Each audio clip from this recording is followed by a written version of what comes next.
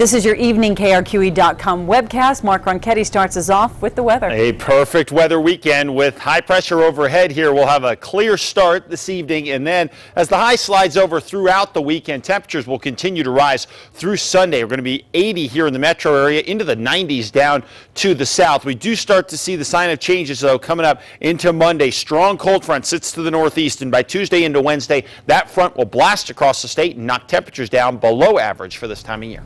One of the men who strangled an APS teacher and buried her in the Hemis will do hard time. James Johnson took a plea deal and was sentenced today to 28 years in prison for killing Ellen Roth. Police say Johnson, Christopher Donovan, and Roth's daughter-in-law Kathleen ambushed and strangled Ellen in her garage in May of 2009. They were allegedly angry that she had just turned in her son Brian for stealing from her. Brian was in jail at the time, so he has not been charged. Donovan is scheduled to be sentenced next week. Kathleen Roth is still awaiting a competency hearing. The taggers who made their mark on a local high school could be in big trouble in what police think is a rivalry gone too far. This morning, vandals sprayed a Trisco Heritage High School hours before a big South Valley Showdown football game against Rio Grande. And it's pretty obvious who they were rooting for. RG, Rio Grande Ravens. They were all spray painted on signs and walls around the Trisco campus.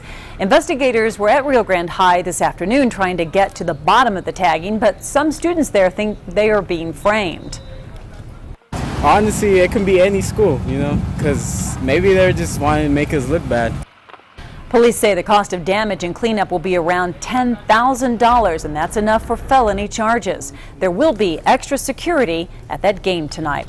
Join us for more news tonight on KRQE News 13 at 10.